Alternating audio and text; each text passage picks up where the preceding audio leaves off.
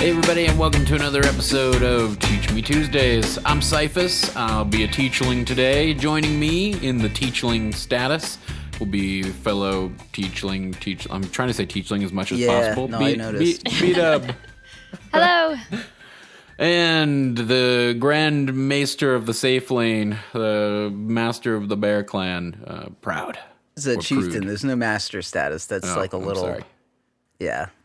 It's an unfamiliarity with the culture of the chieftain people, Bear Clan. Right. People. Yeah. Well, you're just kind of repeatedly stepping on my toes, or paws, I guess, as we would say in the Bear Clan. All right. Yeah, we're all pretty tired of living at this point, so I'm not gonna kind of hammer on that one. Today we're here to learn some stuff, and me Great. and Beedub, we chatted a little bit beforehand. We got some good questions. I'm excited about being here with Beedub in particular because I know you're working on the core role, right? I am, yeah. Which is an interesting. It's an interesting journey. Let's say. Well, we have no better teacher than the Safe Lane Master in I'm sure there's at least one better teacher. Maybe five or six. Maybe, yeah. Well, I said at least, so that's not like I don't disagree. No better here at .p though. That's for sure. Yeah, no, that I definitely can claim that one. King of the Seven. So I got homework last week, and I heard that you're an easy teacher and you don't assign homework. I didn't get homework actually. That's something that we didn't do in our episode.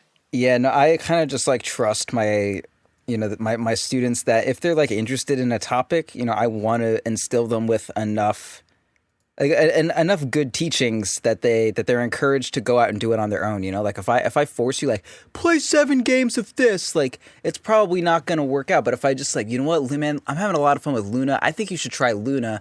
Luna's pretty fun, but do it at your own. And then and then I look up and I see B-Dub's playing Luna, and I'm like, yeah, well, I probably did the right thing there. It happened anyway. I didn't need to assign homework. See, if you're a person like Sam, who's going to be a professional teacher, which is a vocation that fucked my life up completely, then, maybe you're just going to give terrible advice and give homework. But, I mean, if you're just this great, chill, this fucking teacher probably went to Woodstock in their day and also doesn't like homework that much, then you're going to get, Beedub winning games on Luna. So, whatever. All right. Well, I guess. I feel like my homework did me pretty good. All right. Oh yeah, I mean it probably did. I don't really care. So the assignment from at least Teacher Ursi was for me to work on my aggressive farming. Farming the enemy jungle, right, on certain carries. Sure. And it's been showing dividends. It's been paying dividends. I'm enjoying it. I feel like I'm great. I feel like I'm getting better. I feel like it's opened up a whole new world for me. All right. That's really great to hear for you. All right, I'm sorry, Proud. What do you want me to do? No, I mean, I don't have a lot else to say about it. Yeah, aggressive farming, good job. Well, then that's all I have to report about that. So I'll just wait and talk about it with Ursi. Okay. Because he's... Yeah, and then you played Spectre. Did Ursi tell you to play Spectre? No, he didn't. Oh, that was just kind of a Cyphus original, huh? Yeah. What about my Spectre? Well, yeah, I did. You were talking shit before the show. All right, what am I? Yeah. Show me how to play Spectre. Tell me how. Oh, well, the answer is you don't. Spectre's fucking bad, dude. Oh. That hero sucks. But I have a 61% win rate with Spectre so far. Yeah, well, how many of those games were fucking this month? I don't know. Not a lot of them. Wow. I'm gonna go look it up. All right. Don't you worry. Yeah, well, I don't. It doesn't matter. Anyway, the point is Spectre sucks. He got nerfed, and now he's a bad one. Or she, rather. Yeah. All right. Fine. I won't play Spectre anymore. Off the list. I quit. Well, not I quit anymore. Spectre ever again. I won't play Spectre in this patch where she is a weak, nerfed little ghosty girl. What was the nerf to Spectre? I don't recall off the top of my head. Haunt cooldown at level 1 right. went from very often to absolutely never you're going to get to use this ability. That was kind of a big one. Yeah, I have felt that. I felt that pretty significantly. I get a lot less chaos farm. It's a big deal. You know how Spectre, you know what Spectre does? You know what she is? She's a hero that works really well late game. She scales ridiculously well late game. But she's shit early game. But you know what makes up for the fact? She can be at any fight she wants to at any point in time. Kind of like, you know how Nature's Prophet doesn't do anything? Like, the hero just has like, the hero doesn't do anything, but he can be wherever you want it to be. So, like, a gank that's just, you know, it's like a one-on-one fight can instantly become 2-on-1. And Spectre's the same thing. Like, Spectre doesn't really do anything, but then you haunt, and then you're in the right place at the right time no matter what. Like, being able to be wherever you want to be is just as good as, like, having, you know, an active skill on a hero that's not in the perfect position. So if you take that away from Spectre, then she becomes, like, a hero that doesn't do shit and then also can't be in the right place, versus a hero that before was, like, can't do shit, but she can always be in the right place. So, like, you would get kills anyway. Like, she doesn't farm fast, she doesn't go Battle Fury, but you could just be in the right place and then, you know, like, win a team fight. Like, if a team fight looks good, bam, Spectre's in there. She just collected AoE bounty from, like, 4 kills. But now that's gone, so she just doesn't do anything until she scales late game. Like, it sucks. The hero fucking sucks. Yeah, I've noticed it. I especially noticed it. Well, I think there were a lot of issues that went into the last game that I played of Spectre that I lost. We were practicing with the 82L team. Yeah.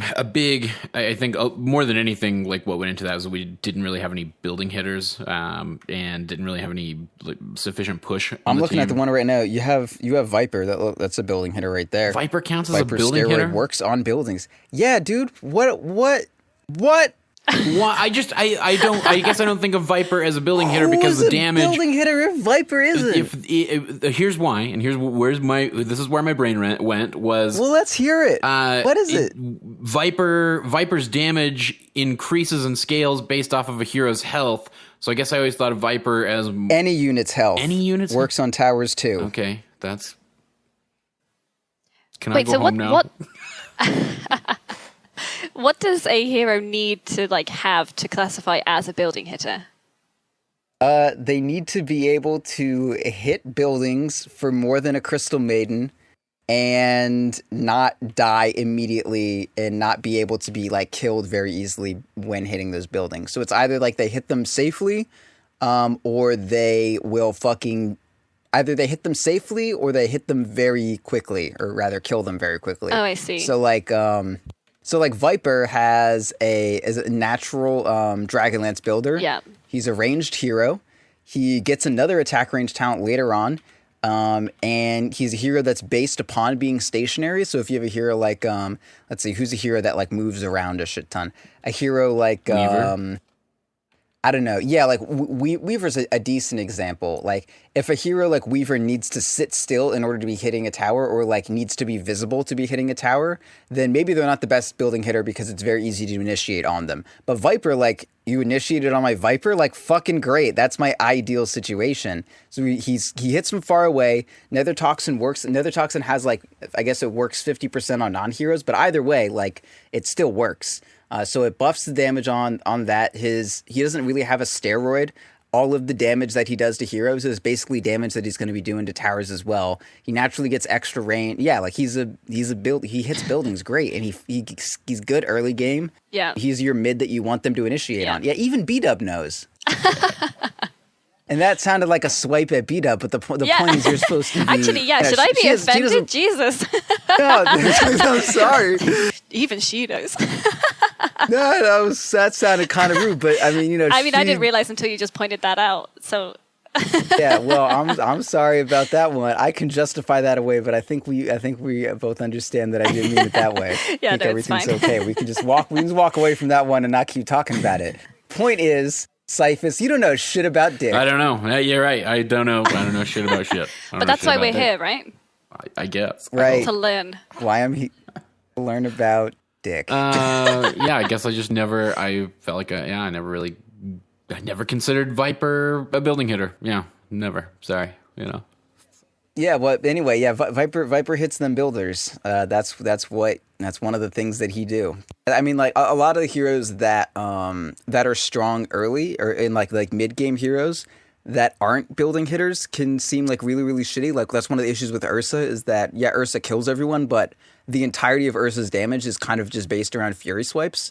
And Fury Swipes doesn't work on towers. And also Ursa wants to, like, blink in and, you know, punch all over someone's face, not, like, get started on and then have his blink canceled and then very slowly walk over to someone that's hitting him while he's trying to kill a building. But Viper doesn't give a shit about that. Viper's great at it. So when you pick one of those like kind of mid-game centric heroes, you need to also make sure that you have someone who's going to hit the buildings. And one of the reasons Viper's really cool is that Viper is a mid-game centric hero that can hit buildings. So yeah, there you go. There's a fact for you. Same thing with Pugna. Like, oh, Pugna falls off, but Pugna kills buildings, so it's not quite as big a deal.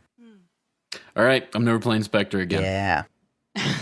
Yeah, Spectre's a bad one. That's a bad one. I mean, Spectre Viper is good. Like, this draft is decent. I mean, you need kind of some context for this conversation. But anyway, they played an AD2L game. They drafted Spectre. It didn't go well. And or not an AD2, just a game with their team. But they had 2 5s, and so they lost. Because that's how Dota 2 works. If you have one squishy int ranged support, and then for your second support, you pick the exact same thing, you're going to lose a game of Dota 2. You need a 4 and you need a 5. Those are explicitly different roles. This isn't TI3 where you just pick 2 supports and then one of them like farms more and that's your 4. Like, no, a 4 is a different thing from a 5. That's why we invented the numbers. Not like, oh, this is a 5 and a 5. Like, no, you have a 4 and a 5. It's different shit. It's Mig's fault. That's what you're saying. Yeah. Good. Well, also because you pick Spectre. Like, I mean, it's a 2 to 3K average game, like just because you have a 4 and a 5 doesn't mean or rather you have 2 5s doesn't mean you're automatically going to lose. Picking a Spectre really kind of consolidates that one. Fair enough. I just sucked at Spectre. I had hard lane. Didn't know what to. In fact, this is one of the questions I was going to ask you. The Beedub and I were talking about beforehand. You picked a Spectre though, so of course you had a hard lane. That's how hero works. I know that much. I mean, I understood that, but it was worse than normal Spectre lanes. Like, it wasn't like it was a push lane, because like the best I ever get out of Spectre is a push, right? A push, like neither a win nor a loss. It's a push, like. What? It's a gambling term. Like, you ever play blackjack? Okay. You know? I mean, yeah, but not enough to know terms. It's a push. A push is a... Besides blackjack, I know that term. It's breaking even, right? Like, I didn't stop the enemy offlaner from doing anything. You could have just said go even, man. You didn't have to throw me. Even B-Dub doesn't know that. Yeah, no, even I don't know that. Yeah, proud you bastard. Insulting B-Dub. She's never going to come back on the show. That was the joke. So a push is breaking even. Like, I feel like I never, the best I can expect from Spectre is I'm not going to deny the enemy offlaner a ton of farm unless my supports are there doing that for me. I'm never going to, he's going to be able to harass me. Probably he or she is going to be able to harass me more than I'm able to harass him. Sure, yeah, and that's where I was coming from with talking about the Spectre nerf, because if that happens, like even if you're behind on a Spectre, there's always going to be some situation where you end up with a 2v2 or a 1v1 fight, and then Spectre haunts in, and it goes from a 2v2 to a 3v2, and then you get some rubber band AoE gold come back from your Spectre, and it comes back into it. But since Hawk got nerfed like that, the Seer just fucking sucks. And I had to dip into the jungle to try to do any farming. I had to have Iron Talon. I had to have Vanguard. And I even ended up going Urn as well. Like, oh, yeah, you had Vanguard and Urn. What is this about? I needed sustain in the jungle. Like, I didn't... Well, I don't know about both of them, though. I feel like... Yeah. I could come up with a metaphor for this, but it wouldn't work very well, because there's not really a lot of real-life examples of going for an Urn. I grabbed the Urn and the Iron Talon, or I grabbed the Iron Talon pretty quickly, maybe even before I finished phase. And then I grabbed the Urn, and the lane had gone bad enough that I had to dip into the jungle pretty quickly, but even with the Urn, I wasn't able to do shit in the jungle. I just couldn't. I couldn't farm. Well, yeah, the Urn really doesn't do well, because the reason that Urn was good was because, as I keep saying, you would have a really bad situation, then you would keep haunting every 2 minutes or whatever and getting kills and rubber band gold, and then you would have enough Urn charges to last you until the next haunt, and that's how you would jungle. But that's gone now, so the Urn kind of actually sucks, in my humble opinion, unless you're getting a lot done with it. I mean, I don't think Urn sucks. I just mean it's way less reliable, and it's a choice now. It's not not even on Spectre. There are very good Spectre players who still go Urn. But I'm just saying that it's way less of a shoo-in. Just get Urn and everything will be fine. You gotta have to think a little more about your itemization now. Anyway, none of these are the questions you guys came up with, I'm sure. So let's go back to not talking about how fucking shitty a choice Spectre was. BW, why don't you kick it off? Because now I'm done. Yeah. This has been pretty Cyphus-centric, and that's, as our numbers show, our worst right. content That's is the true. Cyphus-centric content. It just doesn't Nobody play well likes with any it. audience, as we found. So It's very low. I have a high ground question. So me and my usual Okay. 5-stack have difficulty pushing high ground. And I was actually wondering what good high ground heroes are there? Like, because we have the problem of pushing up. Like, Yeah. what do I do? So let me just, I'll first, get you, this is like kind of a support group kind of thing. Like, I want you to know that like your problems you're not weird for having them. This is something that everyone deals with. Every Dota game, this is how Dota pubs go. One team stomps the other team, and then they're doing really well, and then they get Roche, and then they take all the tier 1s, and then take all the tier 2s, and then they get Roche, and then they high ground, and they throw, and they all die. And then the next team does the same thing, with or without Roche, doesn't really matter, and then they throw, and then they die. And Dota is just kind of a back and forth between teams high grounding and throwing until one team manages to get enough of a lead, or the other team gets like caught out, and then the other team's high ground happens when 2 heroes on the other team are dead or something like that. So basically, like, pub Dota is just a cycle of teams trying to high ground for no reason and then throwing and then dying. And the way you circumvent that is you either high ground with heroes that do it very safely, or you do some rat Dota shit, or you get a pick off of 1 or 2 heroes and then you high ground afterwards. So one of the keys to high grounding is either identifying whether or not you actually can do it. Like, think of high ground as almost adding a hero and a half to every team. So unless you pick off 2 people, it's almost always a disadvantage when you high ground. Even if you get an Aegis, and an Aegis is not like, oh, we have 6 heroes now instead of 5. It's like you have 5.5 if depending on how the Aegis works out. So like if you kill 1 hero and you have Aegis, it's probably about even. If you have 5 heroes and Aegis and they have 5 heroes and no Aegis, you're down about a full hero worth of like you're down like 1 unit of Dota. You're down 1 Dota unit on that high ground attempt. So like just kind of always think of the high ground as the most dangerous thing in the world. And the only way to very safely high ground is there are the heroes that outrange towers and can do things very safely, and you can just have like, we're going to siege with a sniper, and our entire team is going to be behind them. And by behind them, they mean our Oracle is actually going to be 200 units away from them, and then Earthshaker is going to like blink Echo Slam and catch our Oracle because our Oracle wanted to hump our sniper for some fucking reason, and then everyone dies and nothing works out, and then we get mad and then everything sucks. But that's like one way you can do it. The other way is you just kind of like tarry about and not do shit and then look for like a pickoff and then slowly try to get someone. And then the other way is that you get a really good initiation on the enemy team while you're trying to high ground siege. Like if the tower is something that you were trying to kill and you have, Sniper or Drow with a Dragonlance or Shadow Fiend with a Dragonlance or Viper, as we said, with a Dragonlance or whatever, if you're just like slowly chipping down the tower and then you're like planning around stuff and you have, like a Pudge by the side and they get a hook, or you have a Tide Hunter that's just like chilling. And then as soon as it looks like they're trying to position on the sniper, you like catch them in advance. Oh, blink ravage, bam. Now we all like jump on all their shit and win out of nowhere. Like that's a good way to go about it. But pretty much 100% of the time that you say to yourself, okay, we should high ground. And then you just try to like work backwards and say, okay, we're going to high ground right now. And then you just kind of show up there and try to figure out how that's supposed to occur. It's not going to work, and you're going to throw, and then the enemy's going to be like wipe you, and then they're going to high ground, and then you're going to need it's just going to suck. So like don't high ground is the point. Never high ground. Okay. just don't even try it. Just don't never try and never force win it, Dota like, and just be in this forever game that will never end, right? Well, the best way to win Dota is to not high ground and then just wait for the other team to fuck up. And then you high ground when they're all dead. That's like a great way to do it. But if you're in that state where like all the enemy tier 2s are down and you're like, there's nothing to do. There's no Roche. There's no objectives. We have our items. There's nothing to do. Just like ward around their shit and then just continually like farm up better than them and look for kills.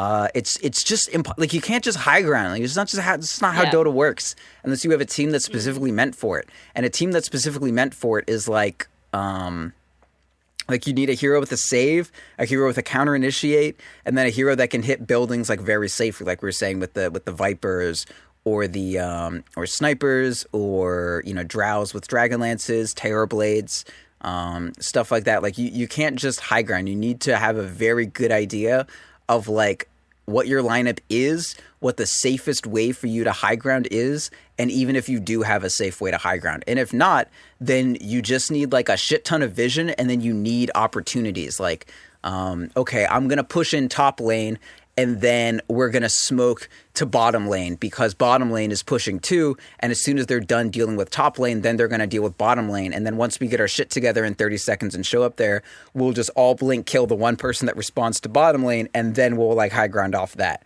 You can't just like, all right, we're going to show up with 5 people in vision, and then we're going to slowly punch this tower as we wait for Earthshaker or Sand King or whoever to like initiate on us all and kill us. I mean, it's, right? What you're saying is absolutely true. I was going to say, like, that sounds exactly like how my games currently go. We're like, let's go push high ground. Yeah, let's all 5 go, and then we all die.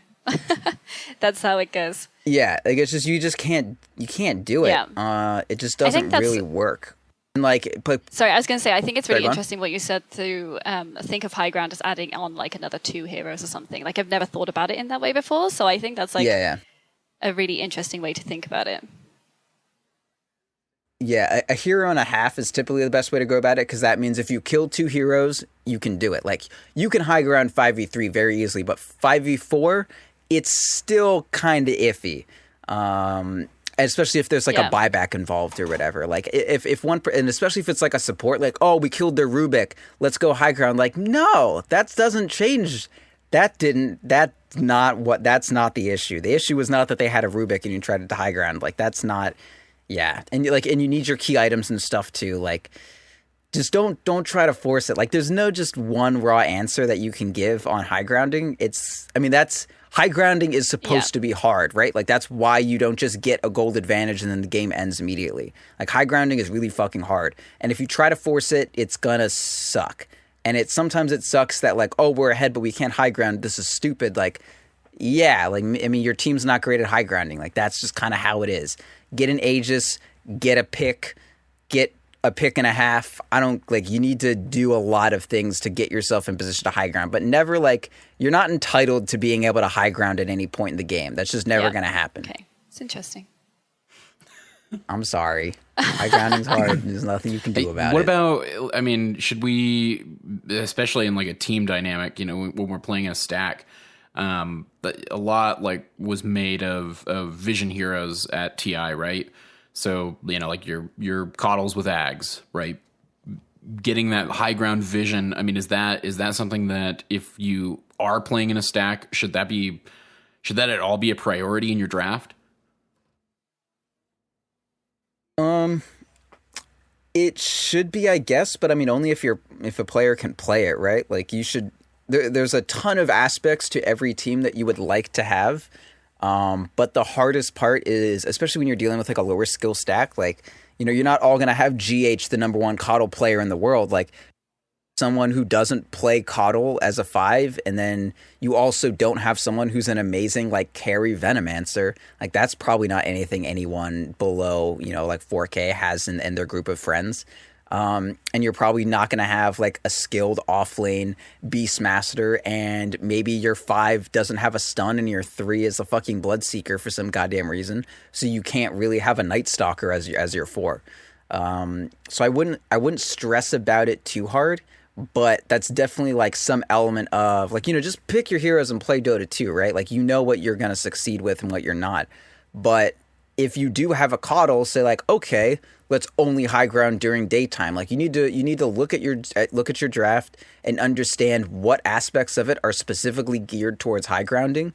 Be that heroes that can punch towers from the low ground way outside of vision, heroes that can blink and counter initiate, or this, like heroes like Tidehunter and stuff who, okay, we're gonna slow siege with this Viper or whatever ranged hero we have, and then the second it looks like they're trying to get all up in our grills about shit, we're gonna like blink Ravage on their high ground and then immediately go into them. Like, you need to identify what you have to high ground, what aspects of your team are conducive towards making sure that goes off safely, or how you can start a fight on the enemy high ground on your terms, and just play to those, right? Like there's so many heroes in Dota 2, I can't just prescribe what you need on every team. And sometimes you're going to want, you know, like, oh, to counterpick their mid, like we need to have, I don't know, like a mid Ursa to stop their alchemist or something. And then also they have, I don't know, they have a safe lane anti-mage or something, and we're going to pick PA to counter that. So then you have like Ursa PA. I don't know, maybe that's a really bad situation to put yourself into. But either way, maybe you end up with something like that. Like, okay, now our ability to high ground, like we don't have anyone who can punch our towers.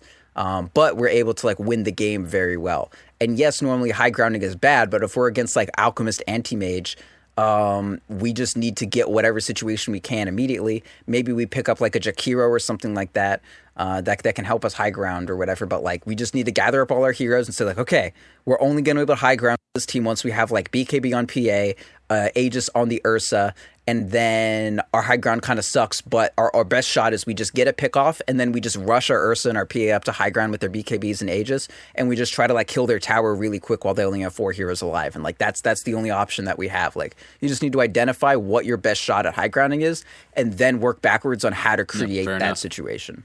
So something else I wanted to ask you, and I know this is hard for people obviously listening who may not have some context, but you do have context. You've been watching some of the 82L games that Roland and I have been playing, or the 82L practices.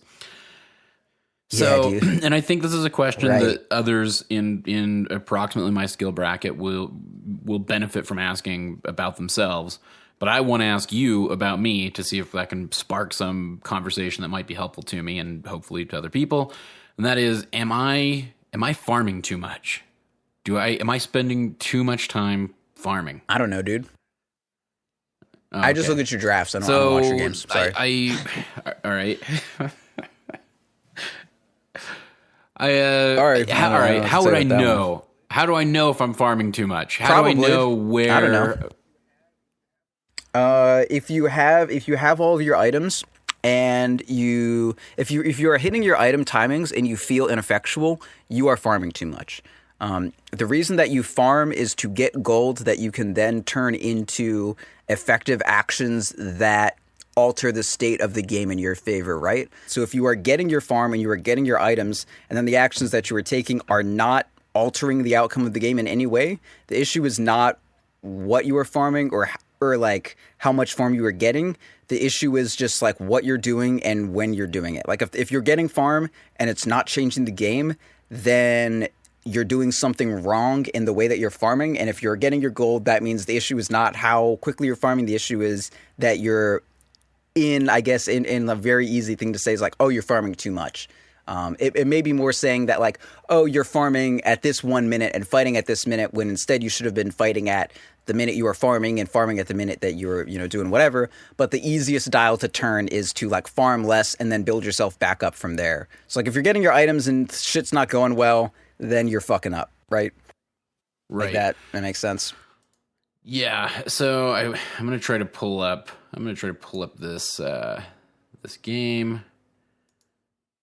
Not the Spectre game, I hope, because I feel like we kind of figured out that the issue was that with that one was... Yeah, that one was definitely the Spectre. Let's see. It's a Luna game from a few weeks ago. Okay. But so this is the game. Is this the one where you're 6-9-9? Or 5-1-12? It would have been with Tulik and everybody, with the 82L folks. Shit, I don't know. I'll have to look for it. But I'll give you a basic rundown on what was going on in this game. I was playing with these guys, and it's the game I infamously get a lot of shit for, and why Roland always accuses me of falling into a farm hole, as he likes to call it. And basically, we'd had kind of a rough lane. It was not a great lane, but I was still getting decent farm. I managed to pick up my Mask of Madness, which, am I correct in thinking about that game that item as a farming item? Oh yeah, for sure. It's very much so. So I felt like I had just gotten the Mask of Madness online, and my ult was down for whatever reason. Yeah, I found the game. I'll link it over to you so you can see. We actually, Great. I think the only game we've ever won. So maybe it's a terrible example, but so I had picked up the Mask of Madness, and I think Roland was on the Lycan, and he wanted to push, like he was ready to push. Right. I felt like I was not in a great position to push right away where I had just picked up the mask. And you can see like my timing on the mask was not great. It was like 14 minutes. Right. And I was like, let me at least get a Dragonlance out. If not Dragonlance and Yasha. Like I knew I could get the Dragonlance out relatively quickly, and I just wanted to kind of keep lanes pushed and look for openings. But I think back on this game often, and he definitely got through to me, and like I'm not making fun of Roland or even disagreeing or even saying that he was wrong in this instance. Okay. We'll save that for later then. Yeah, I'm sure there's going to be plenty about that to talk about that later. So I do think he's right. Like I think sometimes I get preoccupied with farming. You know, I have a ton of success playing like AM. And AM is a hero that's real easy to get lost in just like hitting your farm rotations and split pushing, and it's real easy to just not fucking group up with anybody for a long damn time, even after just because you fall into that behavior. We are such different carry players, man, because my issue with AM is I just can't avoid anytime there's a fight, like blinking over and be like, I hope there's someone to mana void. This is going to be great. Yeah, unless my farm pattern takes me around to that, or like I'm near a fight when it happens. We'll try to fix that. So anyway, go on. But yeah, so I had that Mask of Madness up, and I still to this day I think back on that like quite a bit and wonder, should I have kept farming, or should I have farmed until I at least had like that Dragonlance out and got that extra item to help me keep I think so. I mean, I'm looking at these heroes that you're against, and it's like a Shaker and a Spirit Breaker and, a little Invoker friend and that kind of hero. And like, I mean, if you don't have your Eclipse, what is your hero going to contribute to a push? Like, you show up and you have your Mask of Madness, and then you have no armor, and then you punch a tower a lot. And then like a meatball comes, or you get fissured out, and then you die because you don't have a BKB. And like, I don't know, there's just really no situation where that's like a good thing. But if you have your Eclipse, like, I mean, one of the coolest things about the Mask of Madness is that it's similar to Phase Boots, where it's based upon like it has an active time and an inactive time, right? Same thing with Phase Boots. So Phase Boots are really cool for farming because you kill a camp, and then you need 4 seconds to walk to the next camp. Oh, guess what? Phase Boots are active for 3 seconds or some shit like that. I don't actually know the exact time, but I probably sound like a fucking idiot right now because it's probably 2.5 seconds, sure. So Phase Boots is like, all right, no moves, like standard move speed, and then as soon as you need the move speed, you go to another place, you farm it. Mask of Madness, really similar. You need to be farming, and then you use your Mask of Madness, and bam, bam, bam, you farm a shit ton. And then as soon as you need to go to push, there's some downtime for it. So you okay, I'm killing a camp or whatever.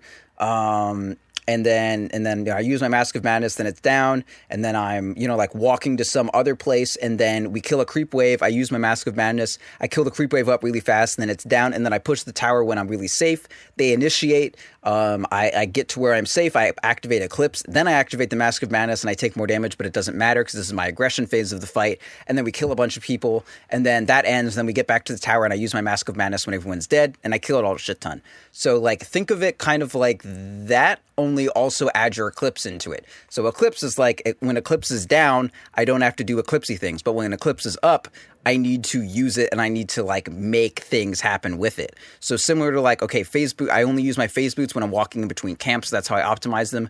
I only use my Mask of Madness when I'm killing shit, and that's how I optimize that. You only use your Eclipse when you're killing shit, and that's how you optimize that. And then the converse is also true. You don't use any of those things, or rather, you don't fight when you don't have Eclipse. You fight when you have Eclipse. You don't fight when you don't have Eclipse. So right. If you don't have your Eclipse up, you just don't do shit.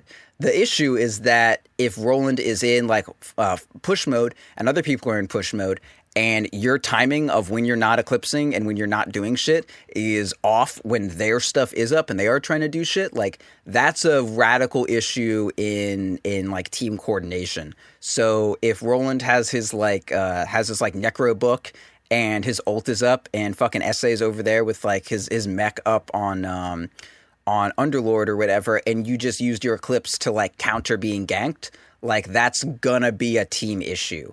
And then you're going to want to like farm and not fight because you don't have Eclipse and you don't have Dragonlance and everyone else is like ready to do shit. And then in that instance, I mean, the team can go do things and you could be, you know, like back farming somewhere close. And then as soon as some fight like breaks out, then you like, you know, use your Mask of Madness and then, you know, try to run up to them real quick. But I think that if your Eclipse is up on Luna, you are right to just not do anything. Because Luna is one of those heroes that once you get to a point, you just like A-clip down a lane and then you end the game on your own. So yeah, I mean, I think you were fine to not doing that with Luna, but then again, like I really want to emphasize that if someone feels like you're falling down a farm hole, the problem probably isn't that you got Mask and then you wanted to farm. The problem is probably that they want to fight and you made sure that your timings did not match up with how they wanted to play the game. Like if you have if Roland wanted to play Lycan and also wanted to play really, really push oriented, then also I look at this team, you have no initiation. If you have an offlaner that is an Underlord, which is an offlaner that doesn't do what most offlaners do. Like most offlaners have some sort of like initiating stun thing, and then if they don't, your 4 does. Once again, this is a Migs draft with 2 5s and no 4, so you have no initiation, you have no hard lockdown that can like, you know, be, you know, no AoE hard lockdown.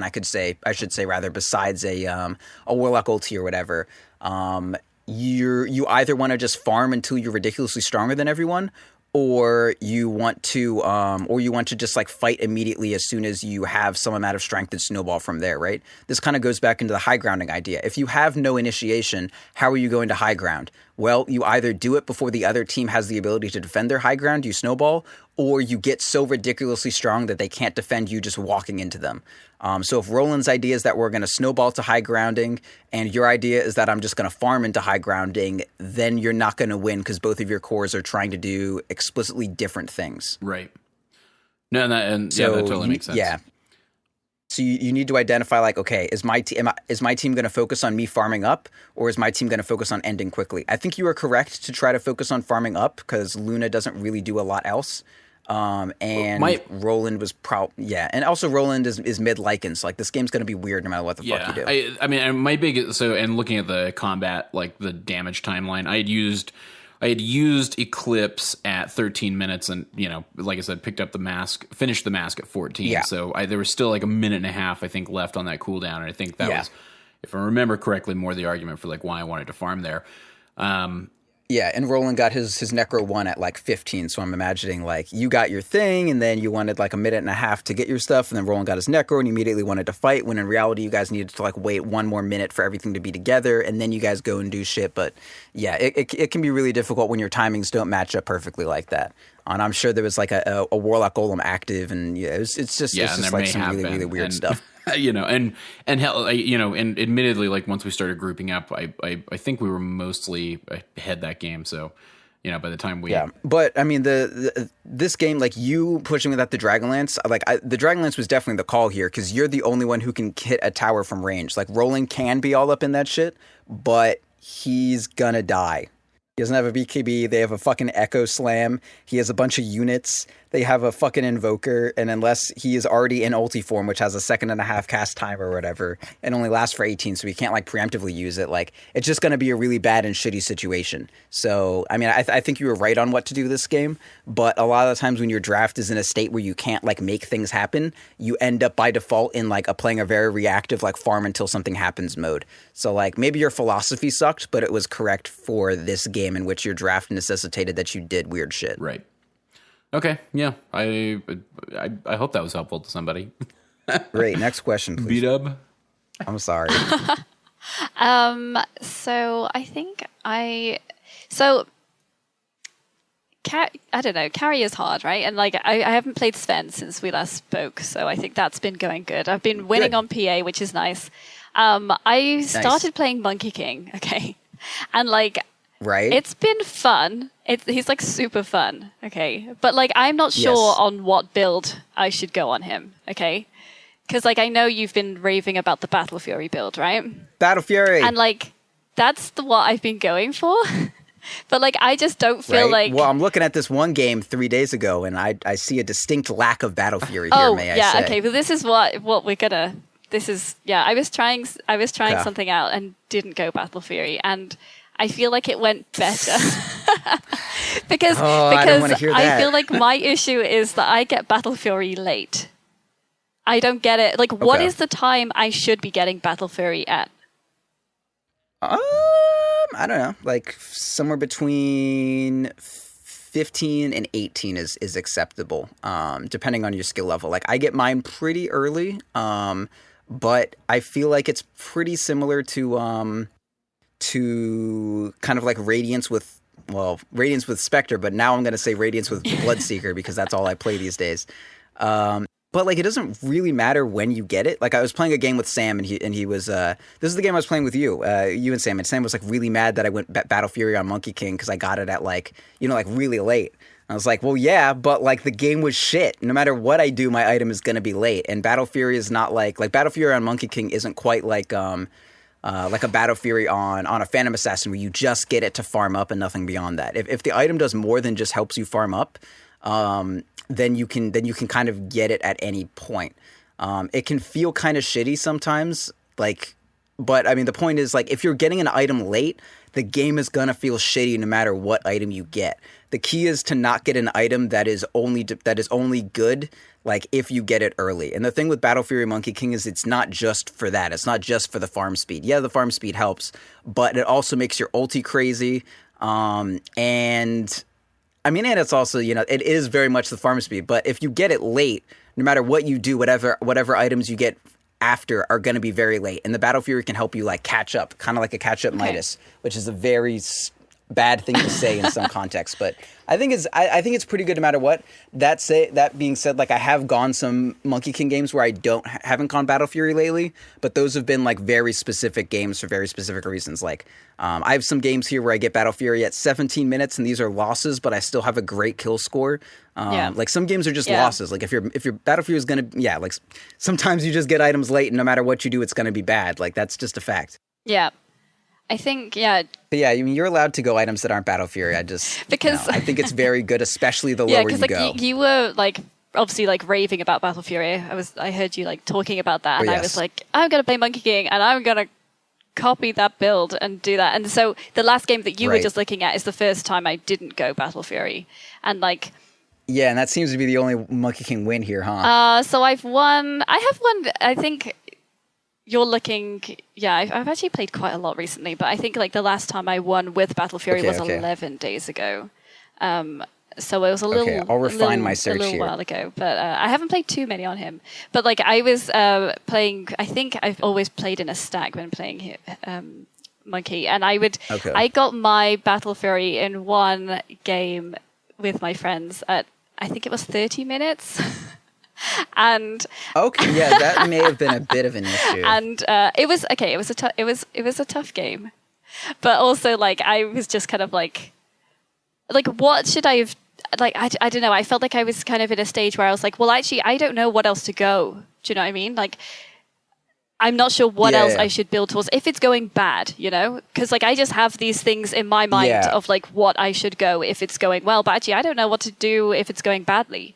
And like getting a Battle Fury at 30 minutes isn't ideal, obviously. So like if it's going bad, what should I get? No, it's really not.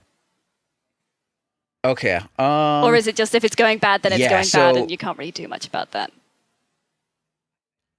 I think it's kind of like a little bit of both. Monkey King is he's kind of one of those heroes that unless you are like there's no just like one item you can get that like kind of gets you there.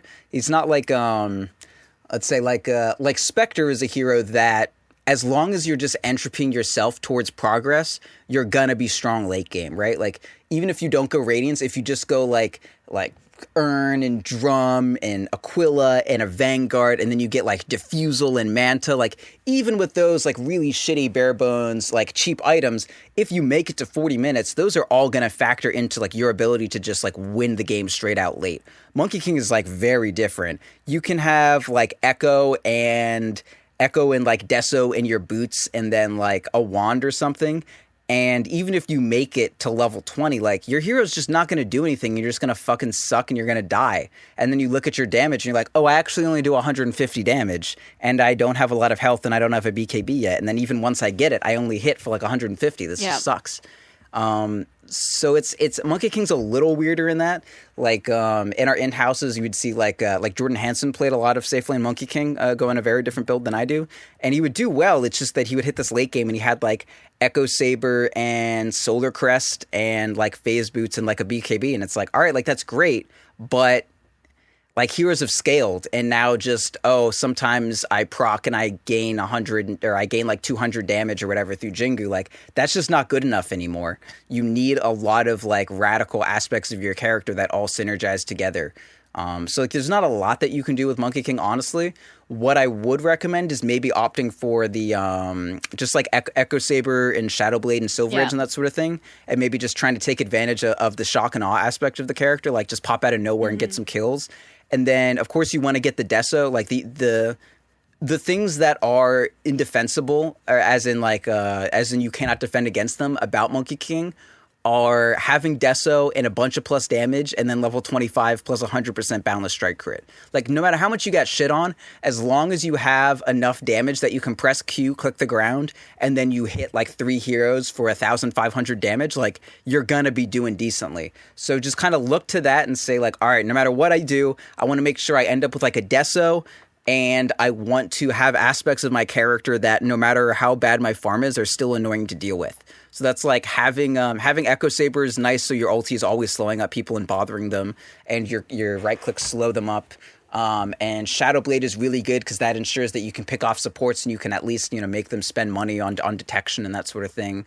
And then just like, try to get whatever items you can to make it okay. Like no matter what, if I have BKB, they're going to need to focus me with specific things and not just hope that, the AoE from an Invoker's meatball that was on our strong core that just so happened to hit me doesn't make me fall over, and that, Lion can't just press R and click me and completely ignore me for the rest of the fight because I'm fucking dead. So just focus on like treads are always good. I'm always going to stand by the treads. But just go for like, I don't know, like Echo Saber, Shadow Blade, Deso is one option. And if you have to not go the Battle Fury, then just focus on that kind of thing. Definitely, like Shadow Blade is actually just really good on Monkey King. One of the cool things you can do about it, people don't think about too much, is that you can use your ulti and then just Shadow Blade inside of it and then just like hang out and it's up there and they can't just kill you to make it go away. So like if you have Echo Saber and your Wukong's command is strong and that it slows people up and does a decent amount of damage, and then you just Shadow Blade so that you can't be killed while you do it, then like that can be your contribution to a team until you finally get level 25 and get your Q to do crazy damage with your Deso. So like I guess just focus on that, but I mean if you can go Battle Fury by like 20 minutes, it's super fun.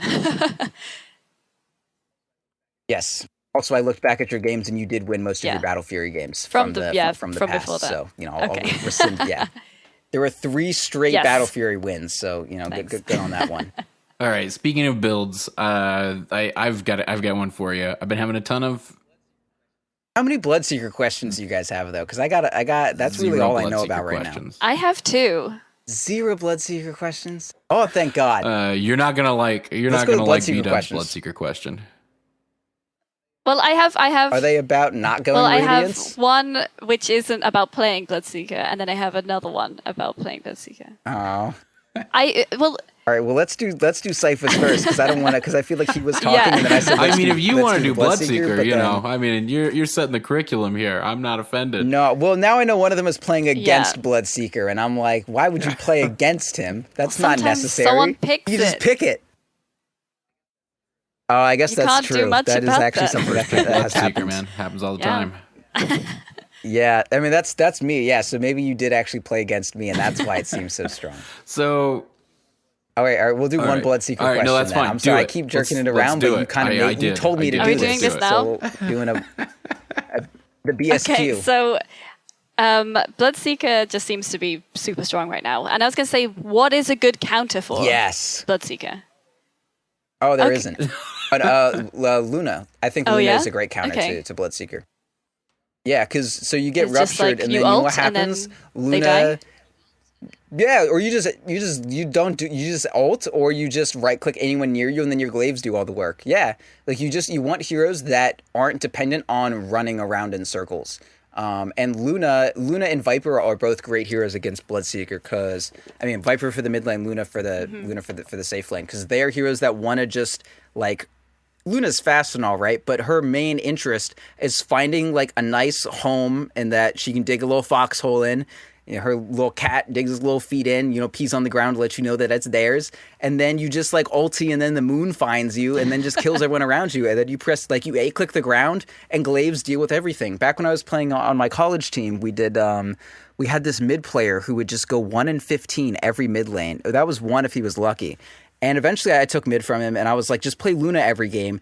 And anytime we got in a team fight, all I would say is just like press R, A-click the ground, take your fucking hands off your keyboard. Just let Luna figure it out for you. And that's kind of how Luna works. Like her glaives bounce off everything. Her ulti just kind of does shit. Like she's great. So yeah, Luna's great for it. Terrorblade is also pretty good because he can just swap healths with people and just like also... He's very immobile. You metamorphosis. You're ranged. You have a bunch of dudes. If they get all around you, you reflection. And then once you get low, you just fucking sunder someone. So yeah, Terrorblade's good also. Wraith King, I guess, if they have Bloodseeker, he might be their safe laner, depending on how high up in MMR you are. I had a fucking offlane Bloodseeker today, which was, Jesus Christ, what a fucking concept. But yeah, like Wraith King, I get ruptured and then I just kind of die and then I come back. Yeah, that's good. Faceless Void is decent, maybe, depending. And heroes that naturally go Lincolns are also pretty decent. Like, I like Morphling pretty well. Also, Morphling can Q while he's ruptured, and that's fine. And he can just, you go to his replicate, and that's fine. And he can press D to not take damage.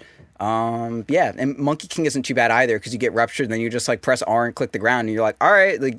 Do you want to come to me or am I gonna? Because I'm not gonna come to you. You're gonna have to come to me for this one. And then he's just like, well, I don't want to go there. You can just stay there. And then you're like, all right, I guess we'll just trade. So those are decent heroes. But none of these heroes have maybe been like, damn, I wish I didn't pick Bloodseeker. It's just like, oh, this is a challenge, and then like we win anyways because Bloodseeker's fucking great. He's tough to play against, and like no one in my usual 5-stack actually plays Bloodseeker, so we're always like, ban it. Just ban it. Yeah, he's good. I like playing him right now, that's for certain. But yeah, then like people who kill him are also good. Like anyone who doesn't really want to move when a fight is started is very good. But like all these melee mobile carries, like Sven is not good against him. Or it's just like a playstyle thing. Like a lot of times I've been playing Bloodseeker and like the only person engaging on us in the middle of this fight is this Viper. And then I'm like, fuck it, I'll rupture the Viper. And then Troll Warlord Shadow Blades up and like opens up on our like Omni Knight or something. And I'm like, well, my rupture's down. I can't help. Like I used it. I'm sorry, but like I can't just not use my. So yeah, just like if you're the ideal rupture target, just don't do shit until rupture's used. Like if that means that your team loses the fight 4v5, like. Sorry, dude. Like, that's, the Bloodseeker played decently and we lost a team fight. That's how it works. Like, I'm not going to go in until I see that shit. Or build Lincolns, one of the two. What's your Bloodseeker build looking like these days? It's been changing a lot. I still like Midas, but lately I've been going... The past few games, I've been going Treads... Treads, Aquila, Yule's Radiance, and that's been very good. Someone actually told me to go it when I didn't go it, and they weren't right to do it that game, as far as I'm aware. Or it could have been either one. I was going like Blade Mail. It was either Radiance, or rather Blade Mail Radiance, or Midas Radiance, and that guy was like, go Yule's instead, please. And I was like, no. And then they were like, yeah, you really should have just gone Yule's instead. And I was like, oh, yeah, you're probably right about that one. So I've been doing the Yules lately, and it's very good. I'll definitely keep that in mind. But yeah, just make sure you go Radiance. Why is you the have Yules to go good Radiance. on Bloodseeker? So a number of reasons. One, it gives him a way to interrupt TPs, so that if you rupture someone and they TP, you can interrupt it.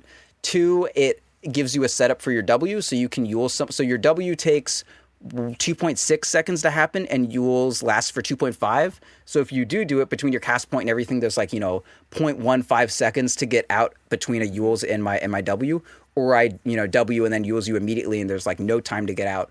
Also, it gives you plus 40 move speed, and Bloodseeker's big mechanic, as I'm sure you're aware, is when people are lower, he gains percentage move speed. So that plus 40 is then modified by my percentage move speed. So to get to that point where you're at a 900 move speed Bloodseeker, it's like really, really easy. And then also Bloodseeker has actually really shit move speed. It's like 290. So if you don't have a Windlace or some other equivalent item, you actually only move at 335 move speed when you're trying to like go around and farm and do shit like that, which is awful. Like 335 move speed is not good.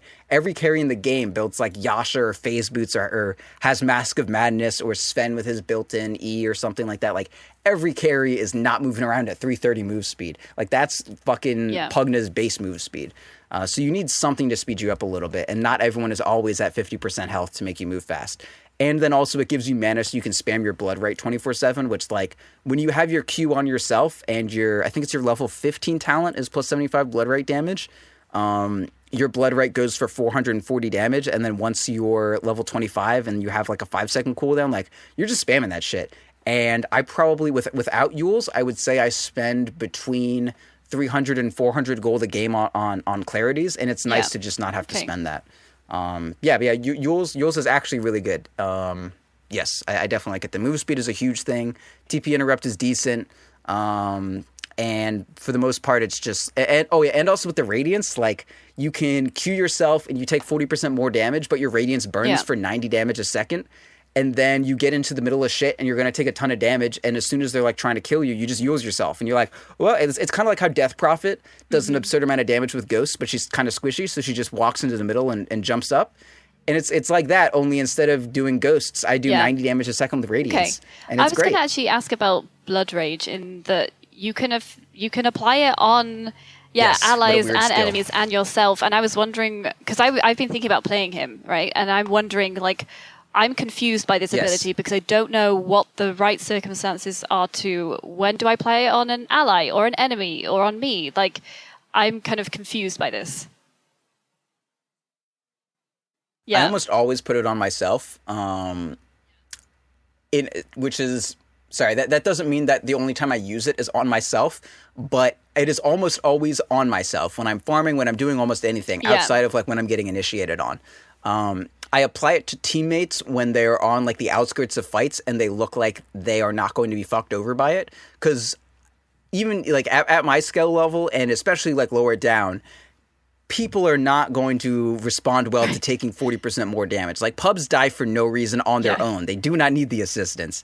But if you can tell, like, all right, my Tide just like blinked in and ravaged, my Queen of Pain who is about to like blink in E and then use their ulti, like they're gonna be okay if they take 40% more damage when all they're doing is like blinking in and using enough damage to like freak everyone out. On a hero like Sniper, it's great to put on. Zeus is amazing. They actually added a caveat to it where if you're like, what is it? I think it's 2,000 units or something away from your opponent. Blood Rage actually only does, 2,200 range from something. It only increases their damage by half the value, so only 20%. And that was because Bloodseekers would just Blood Rage a Zeus, and then the Zeus would like ulti refresh or ulti, and the whole team, like the whole enemy team would die. So they nerfed that up a little bit. But yeah, like mostly put it on yourself. If everyone is killing one target, Blood Rage that target. One of the really cool things when I'm when I'm safe laning and I have, like, let's say a silencer is zoning for me, I'll Blood Rage the enemy offlaner. And that way, when the enemy offlaner is, like, getting hit, they're taking 25% additional damage from their silencer. And I don't really want to put it on my silencer, because if I do that and then they get creep aggro, maybe they take more damage. But, like, yeah, it's really good for, like, very controlled environments to put on other people. But for the most part, you want to just focus on putting it on yourself. When you're jungling on him, one of the things to think about is, like... am I only going to be killing this one creep? If so, and is it going to take me a while? Like when you're jungling from like level 1 on him, this is mostly when that comes up. But like if you're very low health and you're fighting a jungle camp or something, like just Blood Rage the creep that you're killing. And then instead of you taking 20% more damage from everything, you're only taking 20% damage from one unit. And the reason that you want to put it up is so that you heal from what gets killed. So if the thing that you kill still gives you 100% of the heal, but you're only taking up a portion of the damage that you would have been taking, like by putting it on yourself, like you're coming out ahead. Also, when you're killing Roshan, put it on Roshan, because then Roshan, like, yeah, Roshan does more damage, but when you're killing Roshan, you're more interested in killing it quickly than trying to mitigate its damage by, 30% or whatever. It's like, put it on Rosh. put it on teammates who are like, initiating or like following up on initiation from a very safe place, and put it on people that your team is killing that aren't able to like fight back to you. And then beyond that, just put it on yourself when you have Radiance to deal obscene damage. I really hadn't considered the interaction. Like, I mean, I'd considered the interaction obviously with like all of his spells and everything, but I really hadn't considered the interaction between Radiance and Blood Rage. Is that why? It's pretty dumb. And I guess I've just never really contemplated this until now. Like I feel like I've been like aware of it, but not at the forefront of my mind. But is that why like the Dagon builds are super popular on Bloodseeker at times? Well, yeah. I mean, the old school, like when Blood Rage was ridiculously cool and worked with Blade Mail. When I say ridiculously cool, I mean broken. You would Blood Rage yourself, and that because Blood Rage has a 6-second cooldown, 12-second duration when it's maxed, right? So you would Blood Rage yourself, wait 6 seconds, walk up to someone, Blood Rage them, and then you would have, I think it's like a 96% damage differential off of no Blood Rage period, and then you would Dagon someone for 800, and it would effectively be Dagoning someone for 1,500, and then mitigated by resistances. Okay. But that's why you would do Dagon, because it would be multiplied by your Blood Rage and shit.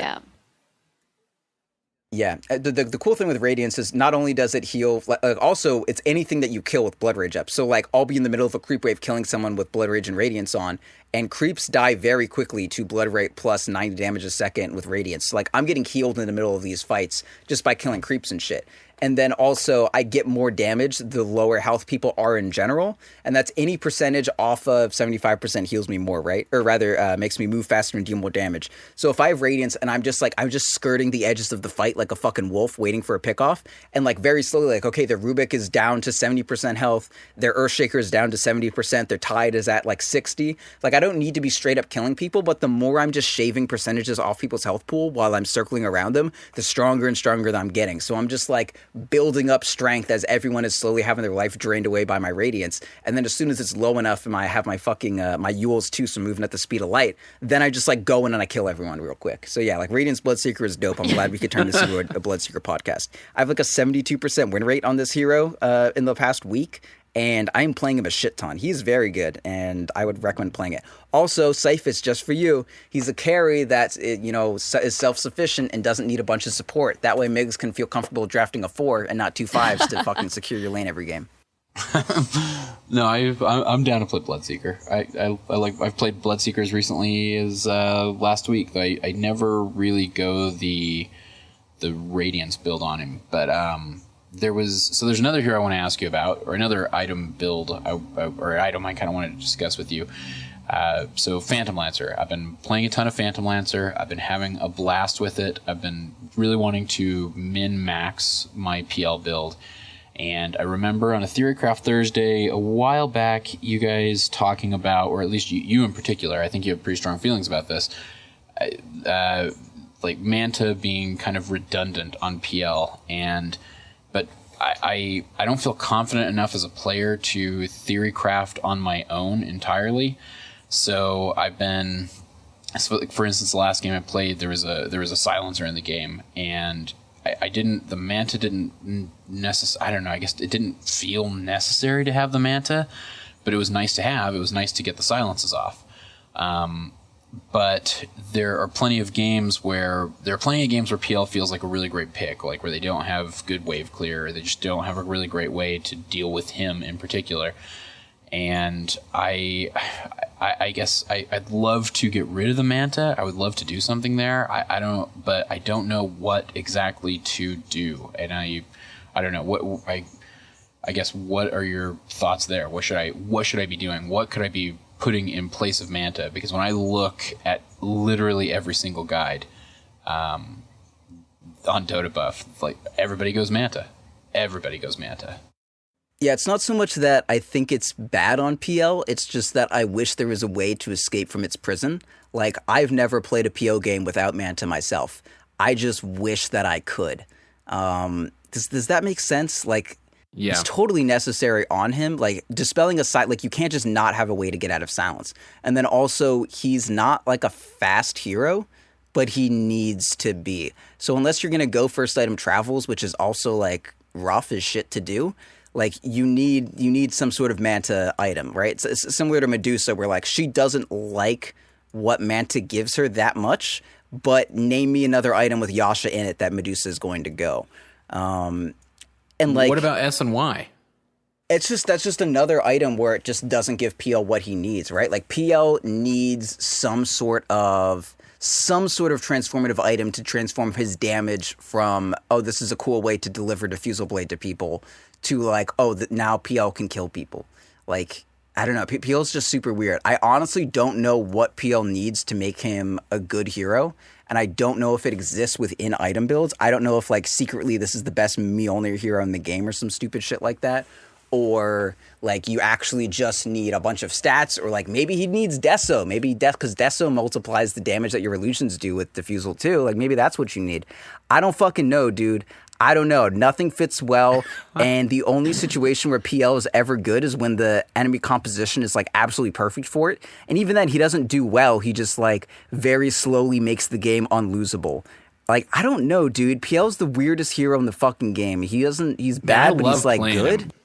I love him too. I just wish that he fucking could kill anyone ever. It just takes. I don't have that experience on him, and maybe that's a skill level thing. But like, I don't have that experience on him. When I play PL, well, okay, whenever you kill people, it's not like you can never 5-shot someone, right? Like you never get to the point where you're just tearing through people. Oh, but it's way more satisfying to watch them slowly limp away. Yeah, than just no matter beating them what, to death he's with 30 only. of me. You're like only very slowly like killing them. It just, oh god, it sucks. I hate. But they have to run. You know, they can't. Like, there's no alternative. It's stay and fight me and die, or try to limp away, and I'm probably just gonna use a diffusal charge and kill you anyway.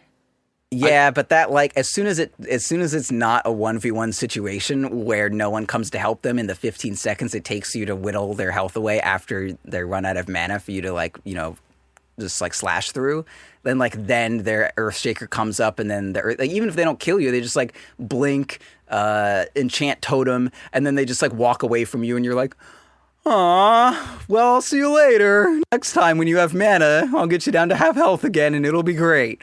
Like, it sucks. I hate him. All right. I don't know. There has to be something to do with this hero. I don't know. MKB maybe? I don't fucking know, dude. There's nothing to do besides build a Manta on him, and that's why I think he sucks. But Manta's really good. Like, Manta and BKB are both great on him. Like, I don't know, man. Let's think. We got 6 slots to work with here. Let's figure it out. So you got your boot item, right? We got boot, and then we got diffuse. That's the other option. All right, and we have a TP slot, so it's going to be our TP because we don't have travels yet because, like, I mean, we don't have travels yet. All right, so that's 3 slots. We have boot, 3. diffusal, and TP. So what do we have a sustain item? Are we interested in that? Are we not doing that? I don't think we're doing that. I think we just got to not. Yeah, well, we got to have a sustain item because that's what, right? What? Why? Because that's all right. We got an Aquila. We got to have an Aquila. Okay. All right. So we got 2 slots left. We got Aquila. We got diffusal, Aquila, TP. And what item are we gonna slot in there? Beedub, feel free to chime in. What fucking, because like literally I don't know anything about this hero anymore. What do we get? I don't know. I mean, I've never played PL, so I feel like I'm unqualified to answer this. No, a completely what's the word? Untainted eye is what PL needs right now. That's why I'm saying, like, let's try to not work Manta into it, because then I'm saying Manta is a shackle upon PL theorizing.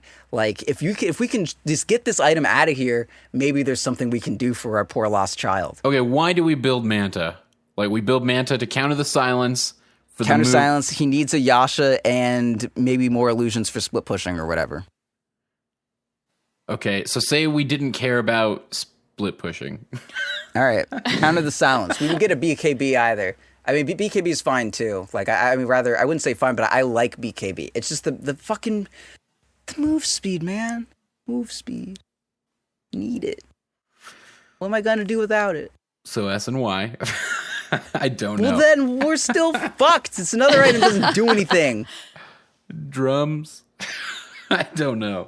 Windlace. We figured Windlace. Answer to every issue is Windlace. No. Okay, so we got these 4 slots. We got boot, diff, tip, Aquil, and then we got what? Deso. This is Proud Show. We're gonna throw a Deso in there. Why the fuck not? and now we're squishy as shit, and then we get BKB, and then we're fucking squishy and slow, and everything sucks. We're gonna upgrade our boot. No, our TP is gonna turn into a windlace. I don't fucking know. Maybe that happened earlier. Maybe we just didn't have slots, and then our boots are travels. This hero still sucks. I don't know, dude. There's no answer. This hero is fucking awful. So Manta it is. All right. Yeah, just stick with Manta. See, that's the issue. Like, no matter what, it's just a bad situation. Yeah. Asher is good. Doesn't give move speed. I don't know.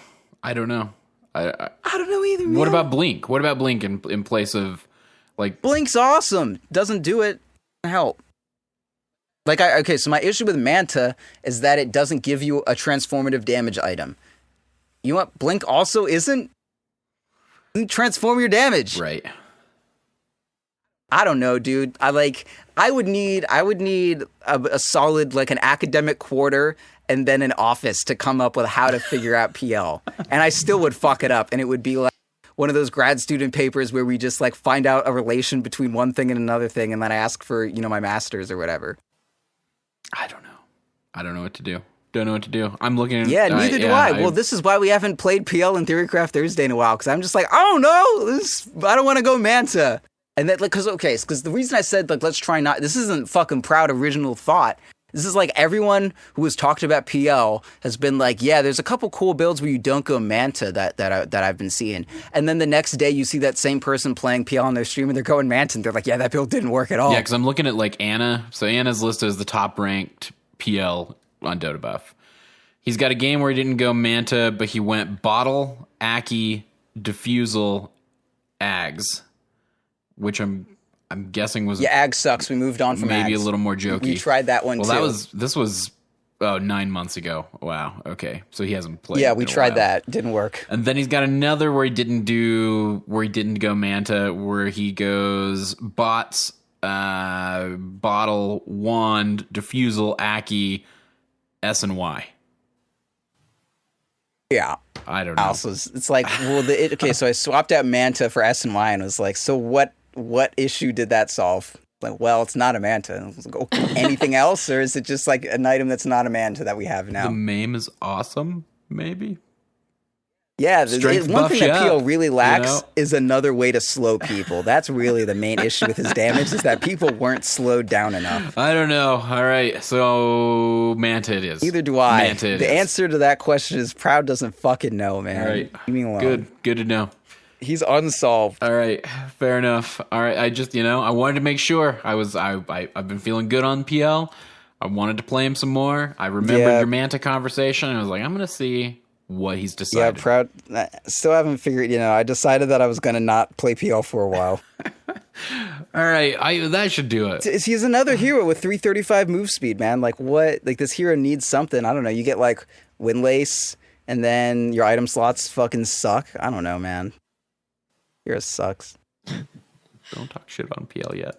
I really like it. Get Deso. Try out Deso. That's the only thing I have to say. I've thought about it a dozen times. I'm actually interested in because like the damage that your illusions do is helped a shit ton by Deso, because that like the Diffusal Blade mana burn is like that's 16 damage.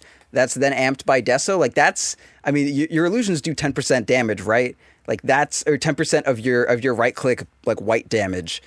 So no amount of, like, you get a butterfly and like your illusions do 3 more damage. Congratulations. But like Deso is the only damage they do is the diffusal damage. And Deso is the only thing that's going to modify the diffusal damage outside of your opponents having infinite mana. So I don't know. I think it's worth a shot. All right.